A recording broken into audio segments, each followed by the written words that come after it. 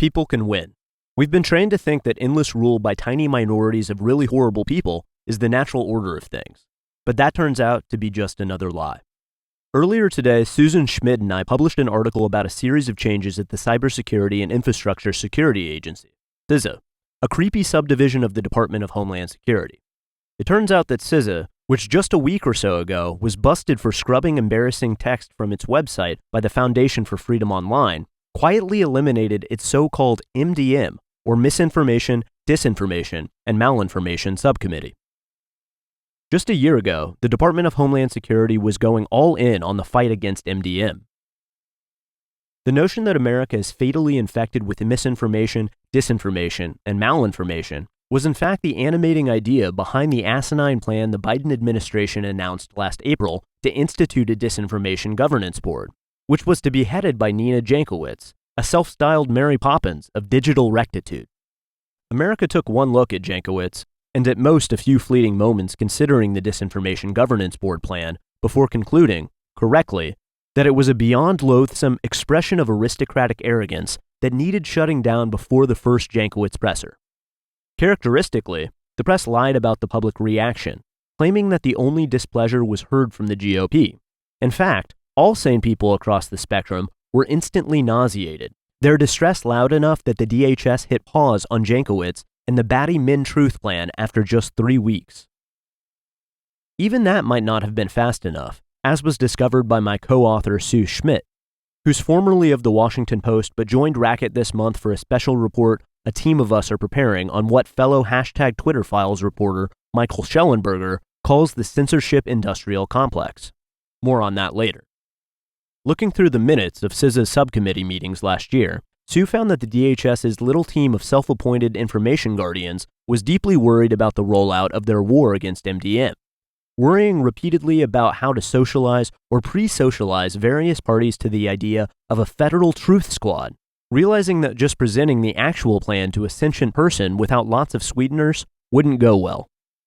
Even 2 years ago, nobody was paying attention to this world, and the public, if it cared at all, was probably inclined to welcome more election procedures, as CISA would later call them, not fewer.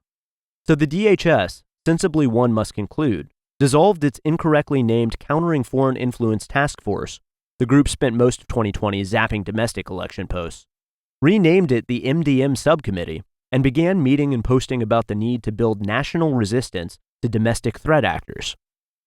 As Sue just reported, these folks saw MDM everywhere here at home, insisting CISA should consider MD across the information ecosystem, which included talk radio, cable news, mainstream media, and hyperpartisan media.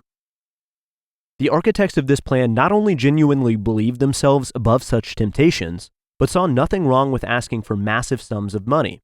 Joe Biden's first economic proposal sought $690 million for CISA to captain an open-ended war on American badthink, as defined by names redacted. Here again, take note of Jankowicz's lyrics.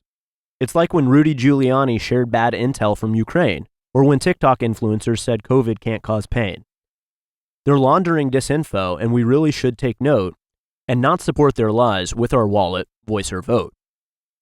This was a group of self-described experts in an utterly fictitious anti-disinformation discipline who were so sure it was okay for them to tell you whom not to vote for, one of them sang about it. This, despite the fact that of the ones whose names we know, like Jankowicz, many were open swallowers of the dumbest Russiagate hokum, like the Alpha server story. I spent a long time covering the 2008 Wall Street crash, which meant devoting large amounts of energy to some of the world's most unredeeming people. These were swindlers who sold snake oil mortgage products that put millions out of their homes and wiped out retirement funds of people who spent decades working as toll operators, firefighters, teachers. Such predators were awful, amoral people. But all the same, I occasionally found myself writing with something like admiration. These crooks were creators of truly ingenious schemes who did what they did out of lust, greed, jealousy, and other, at least identifiably human, forms of depravity. These would-be censors are different. They have no sense of humor, no imagination, and exactly one distinguishing characteristic. They know what's best for you. Anti-disinfo work suits them because they all have a pop-in streak that quietly gets off on binning your digital dirty bins. after the voyeuristic thrill of logging on to watch them in secret with special credentials, which they rub with pleasure in evenings. They're the vilest kind of snobs, and when they finally were forced to show their real selves to the public, and here I feel safe in thanking Elon Musk for making that possible, via the hashtag Twitter files, the public rightfully recoiled from these arrogant power-worshipping mediocrities. The governance board was already dead, and now the whole MDM mission is being wound down, which feels like a win.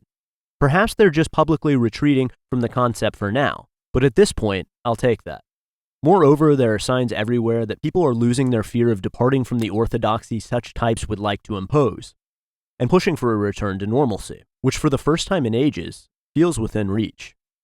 There was a ridiculous scene at Stanford Law School recently, in which a conservative judge was muffled by a gaggle of future lawyers who'd been led by an assistant dean in a characteristically moronic shouting down exercise. The current strain of junior anti-sex league type protesters who fill campuses from coast to coast now sure do love their heckler's veto. The Stanford Law School dean, Jenny Martinez, was brilliant in response.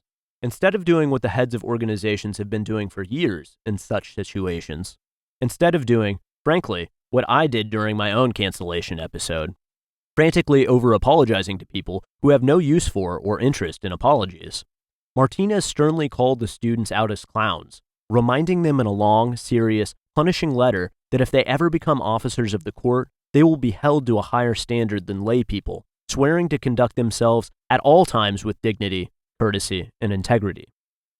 Martinez went further, saying that on her watch, the school would not be doing the usual and committing itself to starter slates of political positions out of fear of reproach. Our commitment to diversity, equity, and inclusion is not going to take the form of having the school administration announce institutional positions on a wide range of current social and political issues, she wrote. The age of just giving in to mobs, instead of insisting on our right to have different opinions and beliefs, seems to be receding. It is beginning to dawn on sane, tolerant people everywhere that there are more of us than there are of them, and this still matters in a democracy. There's a reason why these people are so focused on technocratic solutions. From magic AI schemes to control information to deploying packs of Boston Dynamics robot dogs who will patrol suburban neighborhoods and peer in windows for visual confirmation of Alexa overheard transgressions. General Mark Milley just said on a podcast that armies may be fully robotic in 15 years, arousing general neoliberal giddiness. Milley quoted Dylan. These people need tech, because you know what they don't have? Friends, organic support, or ways to win them, like art, music, literature, or comedy. I have a theory about what happened to America in this regard. After 9/11, people were scared, and they fell for a succession of propaganda campaigns convincing them that the hole in Fortress America, the chink in our national armor, was our system of democratic rights. The MDM subcommittee members think the same way. There's a section in one of last year's meetings in which a former security of Washington state notes that the bad countries, such as Russia, use the First Amendment effectively. Moreover, in general, our adversaries use our Constitution effectively. They've been telling us this stuff ever since the towers came down. We were told our enemies will use even our open system of justice against us. So forget the admirable streak of America never having had an in-camera criminal trial. Let's clear the court even for deportation hearings of suspected terrorists, they said. Let's not even tell the public the names of the deported. The era that dawned on September 11th, and the war against terrorism that has pervaded the sinews of our national life since that day, are reflected in thousands of ways, the Third Circuit Court wrote in 2002, adding, since the primary national policy must be self-preservation, it seems elementary that, to the extent open deportation hearings might impair national security, that security is implicated. It was the same with torture, rendition, watch lists, drones, whatever. To respond to terrorism, we were told, we needed to be more nimble than old-school democracy allowed. We couldn't wait for Congress to declare wars, or build probable cause, or afford the right to face one's accusers. The stakes were too high for such luxuries. Even giving enemy combatants Geneva Convention rights would confer legitimacy to the opposition it didn't deserve, and we couldn't afford to give that legitimacy. Our grip on safety was that tenuous. No, the new era of a West infected with a borderless evil returned from the 8th century needed a bureaucracy of super-empowered minders. who'd do torturing if it needed doing, and quietly make lists of who gets to fly or open a bank account.